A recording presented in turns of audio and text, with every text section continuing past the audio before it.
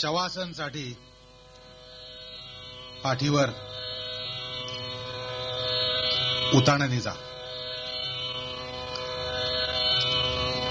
एका सरळ रेषेत समांतर पातळीत पाठीवर निजायचंय. डोक्याखाली एक बारीकशी ब्लँकेटची घडी ठेवायची,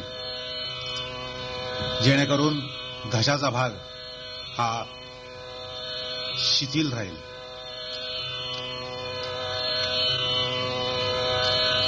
सरळ रेषेमध्ये निजल्यानंतर आपले दोन्ही पाय वाकून टाचा कुल्ल्यांच्या जवळ घ्यावेत आणि थोडेसे कुल्ले उचलून हाताने तो भाग निटावा.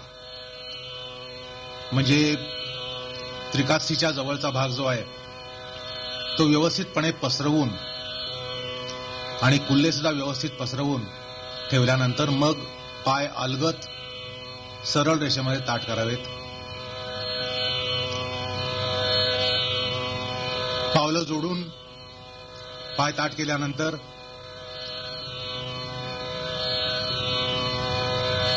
पावलांचा पुढचा भाग शिथिल सोडून तो किंचित बाजूकडे वळवावा.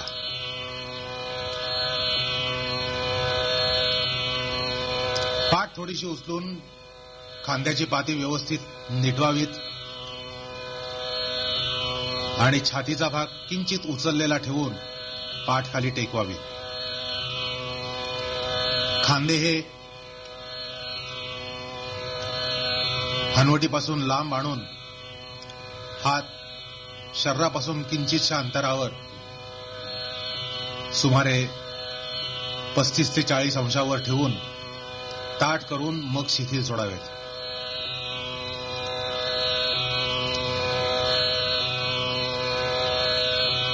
उजवा पाय डावा पाय हे समानावस्थेत आहेत याची खात्री करून घ्यावी. त्याचप्रमाणे पाठीचा उजवा भाग आणि पाठीचा डावा भाग हे पण समानावस्थेत आहेत याची खात्री करून घ्यावी. उजवा हात आणि डावा हात हे सुद्धा परस्परांशी समानावस्थेत आहेत अशी खात्री करून घ्यावी आणि त्यानंतर शरीर हे शिथिल सोडावं.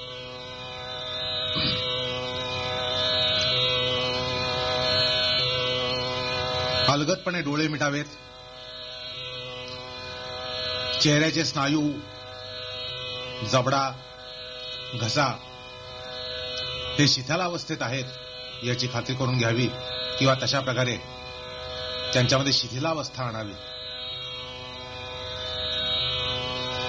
आणि काही वेळ स्वस्थ पडून राहावं आणि होणाऱ्या श्वासोच्छ्वासाकडे लक्ष द्यावं.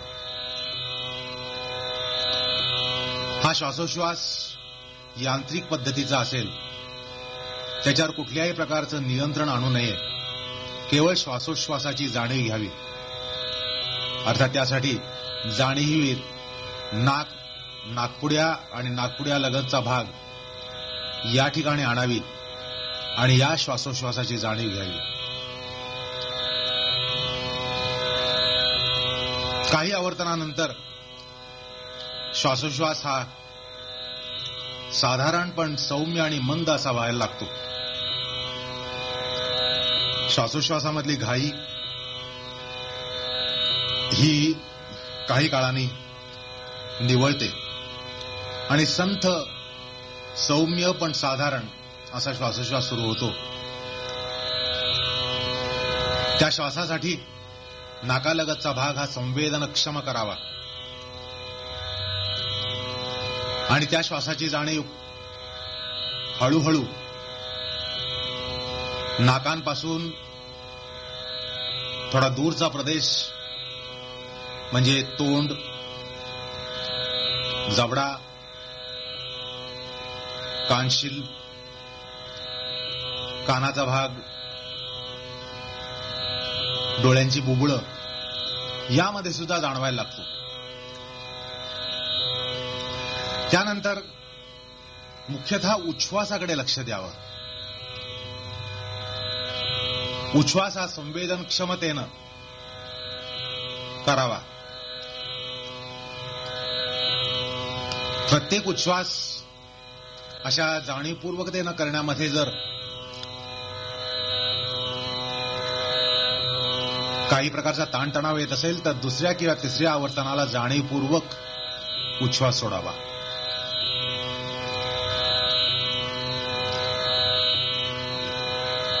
त्यानंतर तिसऱ्या किंवा चौथ्या आवर्तनातला उच्छ्वास जो आहे तो क्रमाक्रमानं मंद, सौम्य, सूक्ष्म आणि दीर्घ करावा. त्यामुळे चेहऱ्याची त्वचा, चेहऱ्याचे स्नायू आणि चेहऱ्यामधल्या मज्जा यामध्ये एक प्रकारची शिथिलता आल्याचं आपल्याला जाणवतं.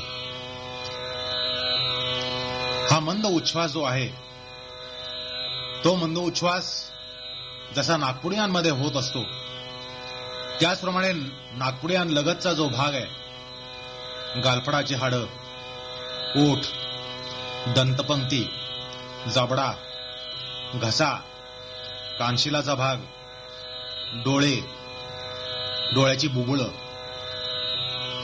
ह्यामध्ये होत आहे अशी जाणीव घ्यायला लागावं. त्यामुळे चित्ताला एक प्रकारची शांतता यायला लागते. त्यानंतर काही वेळानंतर अशाच प्रकारचा उच्छ्वास हा उरो पोकळीमध्ये म्हणजे छातीच्या पोकळीमध्ये सोडावा. छातीची त्वचा, छातीचे स्नायू, छातीच्या बरगड्या आणि फुफ्फुसांची आवरणं यामध्ये क्रमाक्रमानं संवेदन क्षमतेमुळे आणि उच्छ्वासाच्या प्रक्रियेमुळे शिथिलता यायला लागते आणि उरोपोकळीमधली एक शांतता ही जाणवायला लागते. अर्थात माणसाचं भावनिक केंद्र या उरोपोकळीमध्ये असल्यामुळे, हृदय प्रदेशामध्ये असल्यामुळे एक प्रकारची भावनिक शांतता, भावनिक स्थैर्य हे आल्याचं जाणवायला लागतं. त्यानंतर क्रमानं छातीचा पडदा आणि उरोपोकळीचा माथा म्हणजे पोटाचा वरचा भाग या ठिकाणी अशाच प्रकारचा उच्छ्वास करावा. त्या प्रदेशाला सुद्धा संवेदनक्षम करून त्या तिसऱ्या किंवा चौथ्या उच्छ्वासामध्ये जो संथपणे, सौम्यपणे, मंदपणे, सूक्ष्मपणे केला जातो त्याद्वारा आपण त्या प्रदेशामध्ये शैथिल्य आणत जायचं आहे. उच्छ्वास छातीच्या पडद्यांचा होत आहे किंवा उदरपोकळीच्या माथ्यातल्या अवयवांमध्ये होत आहे अशी जाणीव घ्यावी आणि त्या ठिकाणी शैथिल्य हे क्रमाक्रमानं आणावं. त्यानंतर उदरपोकळीचा नाभीलगतचा प्रदेश आणि उदरपोकळीचा खालचा भाग यामध्ये अशाच प्रकारे उच्छ्वास क्रिया करावी आणि त्या सूक्ष्म, सौम्य, मंद अशा उच्छ्वासाद्वारा उदरपोकळीमध्ये शैथिल्य आणि त्याचप्रमाणे एक शांतता आल्याची आपल्याला जाणवते.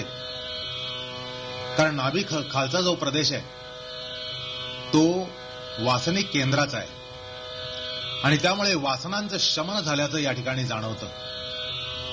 अर्थात मेंदूचा चेहऱ्याचा श्वास सोडल्यामुळे अहंकार आणि विचार यांच्यामध्ये शैथिल्य येतं.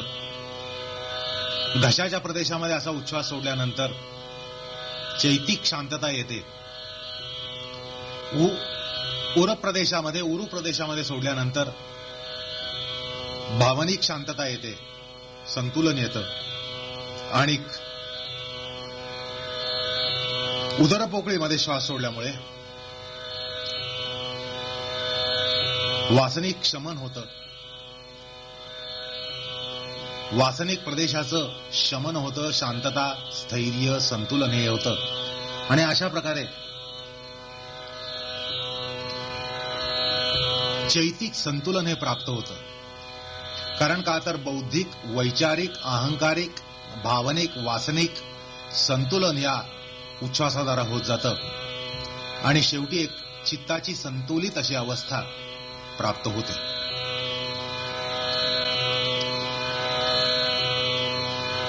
हा शवासनाचा प्रकार हाताळताना ज्या ज्या बाह्येंद्रियांमध्ये किंवा शरीराच्या ज्या भागामध्ये अशांतता असेल किंवा ताणतणाव असेल तर त्या ठिकाणी उच्छ्वास सोडण्याची लकब ही हस्तगत करायला हवे. उदाहरणार्थ कपाळाचा भाग, भुवयांचा भाग या ठिकाणी अशा प्रकारचा उच्छ्वास करून त्या ठिकाणी शैथिल्य आणून संतुलित अवस्था आणण्याचा प्रकार हा हस्तगत करायला हवे. त्याचप्रमाणे डोळे, डोळ्यांच्या बावल्या, बुबुळं, डोळ्यांमधल्या मज्जा यामध्ये अशा प्रकारचा उच्छ्वास करून एका अर्थानं डोळ्यांचं शवासन, नेत्रांचं शवासन हे साधायला हवे. म्हणजे मेंदूचं शवासन, नेत्रांचं शवासन, घ्राणाचं शवासन म्हणजे नाक आणि नाकपुड्या यातल्या संपूर्ण मज्जासंस्थेमध्ये शिथिलता आणण्याचा प्रकार जो आहे तो शवासनाद्वारा शिकावा लागतो. तर नाकपुड्यांमध्ये अशा प्रकारचा श्वास जाणीवपूर्वक उच्छ्वासाचा मंद सौम्य केल्यानं तिथल्या मज्जा, प्राणनाड्या यांच्यामध्ये एक संतुलित अवस्था प्राप्त होत असते. त्याचप्रमाणे कानशिलाचा भाग आणि कानाचा पूर्व भाग, पश्चिम भाग, उत्तर भाग, दक्षिण भाग या ठिकाणी अशा प्रकारचा उच्छ्वास केल्यानं कर्णेंद्रियांचं संतुलन, कर्णेंद्रियांचं शवासन हे साधलं जातं. त्याचप्रमाणे मुखामध्ये करता येतं. मुखामध्ये औष्ठ, दंत, जबडा, त्यानंतर टाळू आणि जीभ यांच्यामध्ये शवासनाची प्रक्रिया ही आणता येत असते. अशा प्रकारे चेहरा, मेंदू, डोकं या प्रदेशामध्ये विविध पट्टे जे आहेत, कपाळाचा पट्टा, डोळ्यांचा पट्टा, नाकाचा पट्टा, तोंडाचा पट्टा या ठिकाणी वेगवेगळ्या पट्ट्यांमध्ये शवासनाची प्रक्रिया ही हस्तगत करायला हवे. त्यानंतर घशाचा प्रदेश, काही उच्छ्वास या घशाच्या प्रदेशामध्ये करावेत. सौम्य, मंद, सूक्ष्म अशा प्रकारचा उच्छ्वास घशाच्या प्रांतामध्ये केल्यामुळे कंठकूप ज्याला म्हणतात त्या कंठकूपामध्ये एक प्रकारचं शैथिल्य आणि एक संतुलित अवस्था ही येत असते.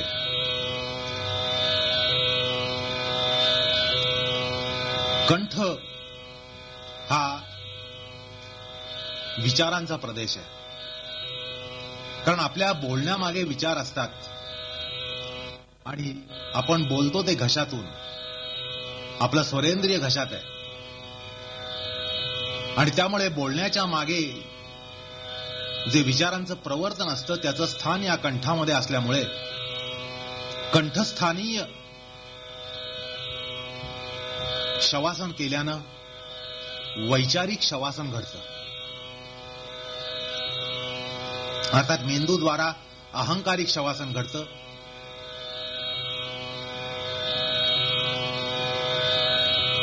मुख आणि घशाद्वारा ज्याद्वारा आपण वक्तव्य करतो, बोलतो,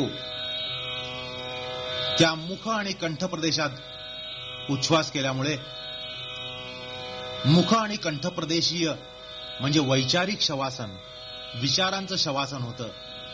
विचार प्रक्रिया जी असते त्या ठिकाणी शवासन हे आणलं जातं. त्यानंतर उरू प्रदेश, ज्या ठिकाणी सतत श्वासोश्वासाची आंदोलनं चालू असतात, श्वासोश्वासामुळे सतत त्या ठिकाणी घडामोडी घडत असतात, त्या ठिकाणी शवासन केल्यामुळे उरो प्रदेशामध्ये शांतता, सौम्यता, स्थिरता आणि संतुलन हे आणलं जातं.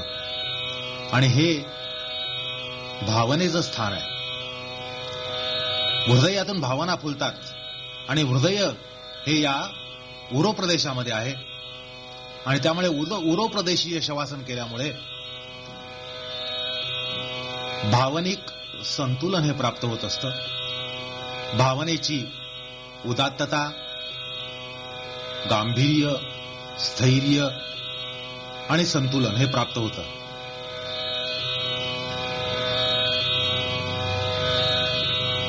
त्यानंतर उदरपोकळी जी आहे, या उदरपोकळीमध्ये पोटातल्या अवयवांची सतत कावकाव चालू असते.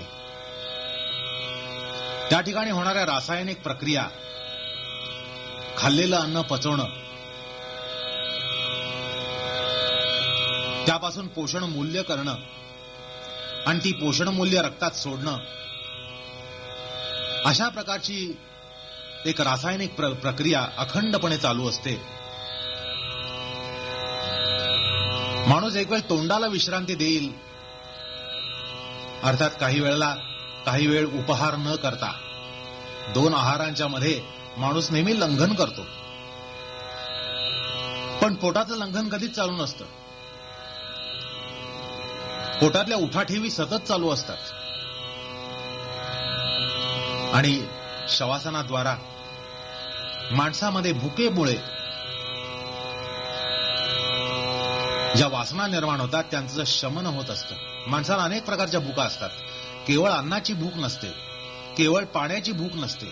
माणसाच्या अनेक प्रकारच्या भुका असतात. वैषयिक भुका असतात, वासनिक भुका असतात, ऐंद्रिक भुका असतात. या सगळ्या भुकांचं शमन होण्याचं काम या ठिकाणी केलं जातं.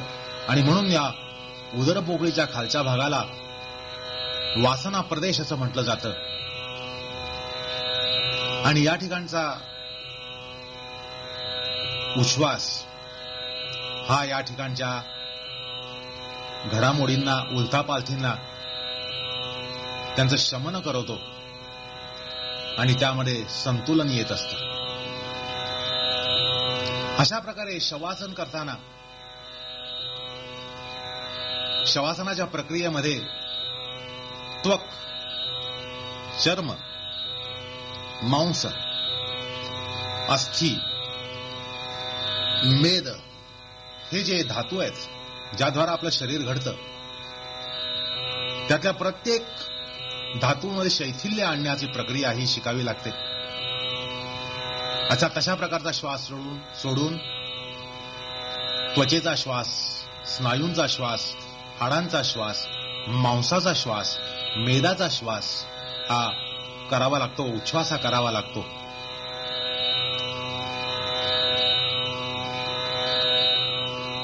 त्याचप्रमाणे रक्ताभिसरण संस्था जी आहे, त्यामधल्या ज्या रक्तवाहिन्या आहेत आणि त्यामध्ये जे रक्त वाहतं, त्याच्यामध्ये सुद्धा शवासनाचा परिणाम आणता येतो. कारण रक्त हा एक धातू आहे. त्याचप्रमाणे मज्जा हा एक धातू आहे. शरीराच्या प्रत्येक घटकामागे, इंद्रियांमागे, अवयवांमागे मज्जा असतात. त्वक, चर्म, मांस, रुधिर, अस्थि, मेद यांच्या मागे मज्जा असते. 5 ज्ञानेंद्रिय, 5 कर्मेंद्रिय यांच्या मागे मज्जा असते. मेंदू, फुफ्फुस, हृदय, जठर, प्लीहा, मूत्रपिंड, मूत्राशय, पक्वाशय, यकृत या कुठल्याही अवयवाच्या मागे मज्जा असते. या सगळ्या मज्जांना सुद्धा शवासन असतं. अशा प्रकारे सर्वांगाने शवासन हे होऊ शकतं. शरीराचं शवासन, शरीराचं म्हटल्यानंतर त्याचे जे सप्तधातू आहेत, त्वक, चर्म, मांस, रुधिर, अस्थि, मेद, मज्जा यांचं शवासन.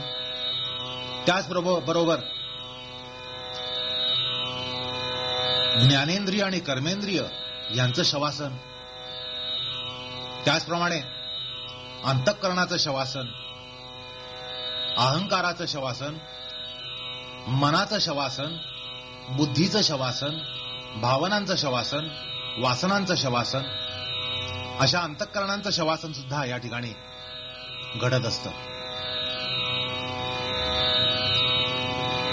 त्याचप्रमाणे पंचप्राणांचंही शवासन घडत असतं. पंचप्राण सुद्धा एका संतुलित अशा शांत, गंभीर आणि स्थिर अशा अवस्थेला येतात ती या शवासनामुळे. त्यामुळे हे जे शवासन होतं ते पंचप्राणांचं, पंचज्ञानेंद्रियांचं, पंचकर्मेंद्रियांचं, त्रिविध अंतःकरणाचं किंवा चतुर्विध अंतःकरणाचं किंवा संपूर्ण अंतःकरणाचं. त्याचप्रमाणे शरीरामध्ये पृथ्वी, आप, तेज, वायू, आकाश या पंचतत्वांना सुद्धा आपल्या प्रभावाखाली आणण्याचं सामर्थ्य शवासनामध्ये असतं.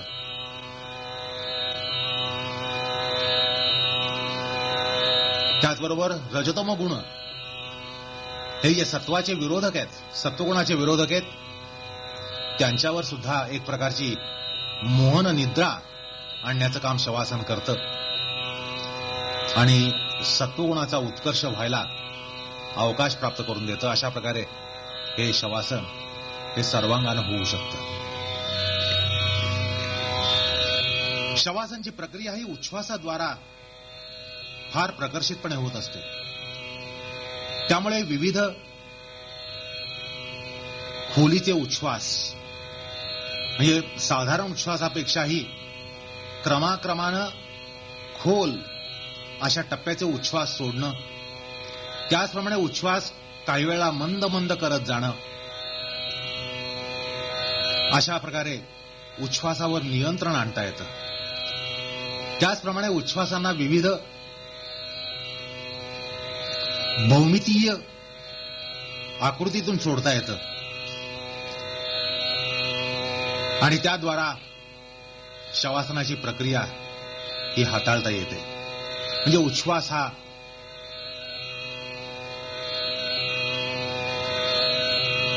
त्रिकोणाकृती असू शकतो,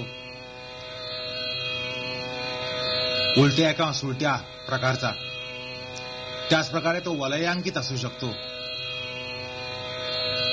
त्याचप्रमाणे श्वासोश्वासाची एक अंडाकृती प्रक्रिया होत असताना त्यातला उच्छ्वास एक प्रकारचा असतो. अशा प्रकारे वेगवेगळ्या प्रकारचे उच्छ्वास, वेगवेगळ्या स्थानांचे उच्छ्वास, वेगवेगळ्या तीव्रतेचे उच्छ्वास, वेगवेगळ्या घनतेचे उच्छ्वास, वेगवेगळ्या खोलीचे उच्छ्वास हे शिकावे लागतात. आणि त्यासाठी शरीराचे काही भाग पाडायचे. कपाळाचा भाग, त्यानंतर डोळे ते मुख प्रदेश, मुख प्रदेश ते घशाचा तळ, कंठकूपाचा तळ, कंठकूपाच्या तळापासून ते छातीचा पिंजरा, छातीच्या पिंजऱ्यापासून ते नाभी आणि नाभीपासून खाली कुल्ले आणि पाय, अशा प्रदेशांमध्ये उच्छ्वास हे करण्याचा अभ्यास साधकांनी करायला पाहिजे. अशा प्रकारे शरीरातल्या विविध स्थानांचा उच्छ्वास, त्याचप्रमाणे विविध घनतेचा उच्छ्वास, विविध तीव्रतेचा उच्छ्वास, विविध प्रवेगाचा उच्छ्वास, विविध अशा वस्तुमानाचा उच्छ्वास हा या ठिकाणी अभ्यासला हवे. साधारण ते दीर्घ, साधारण ते अति मंद, अशा प्रकारचे उच्छ्वास सोडण्याची कला या ठिकाणी हस्तगत करायला पाहिजे.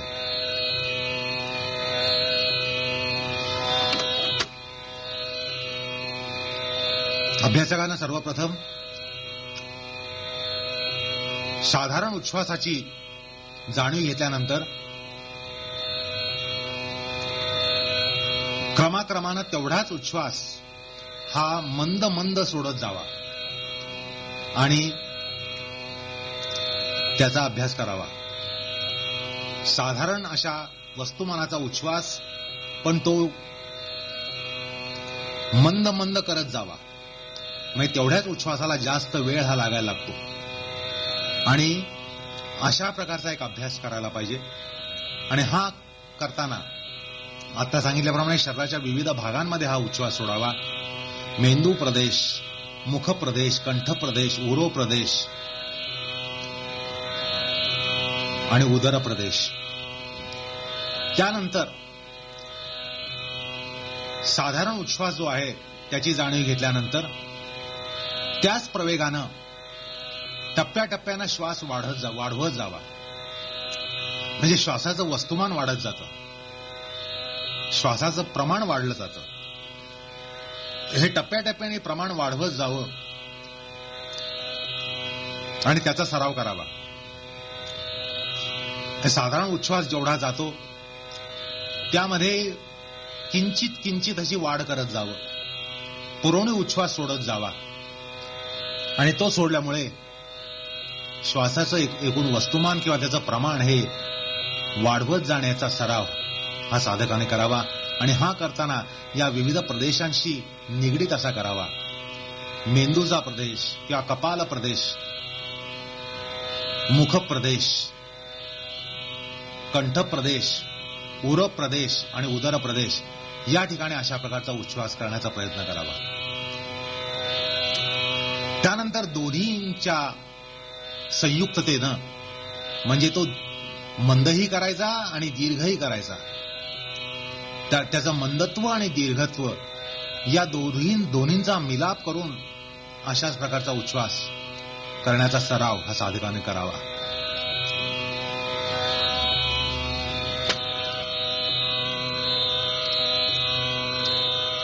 अर्थात अशा प्रकारचा सराव हा समान पातळीमध्ये झोपून केल्यानंतर हाच सराव पाठीखाली एक लोड ठेवून हाच सराव करावा. म्हणजे हाच प्रकार थोड्याशा भिन्नतेनं होईल.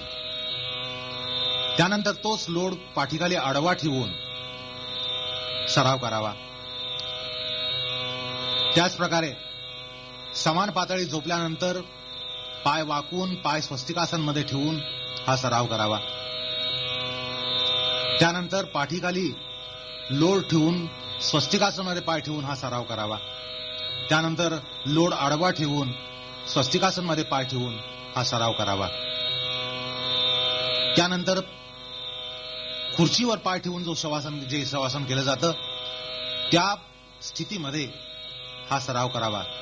अशा प्रकारे विविध प्रकारानं हा सराव केल्यामुळे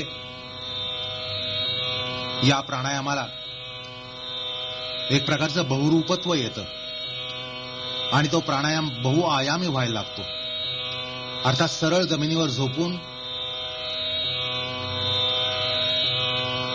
उताणं पडून करणं, त्यानंतर पाठीखाली उभ्या लोडाद्वारा करणं, त्यानंतर आडव्या लोडाद्वारा करणं, त्यानंतर समान पातळी झोपून पाय स्वस्तिकासनमध्ये ठेवून, त्यानंतर पाठीखाली लोड घेऊन उभा लोड ठेवून स्वस्तिकासनच्या स्थितीत पाय, आडवा लोड ठेवून स्वस्तिकासनच्या स्थितीत पाय आणि त्यानंतर समान स्थितीत झोपून पाय खुर्चीवर ठेवून हाच सराव केल्यानं शवासनाची पूर्वपीठिका जी आहे ती बहुअंगी, बहुढंगी आणि बहुआयामी होते.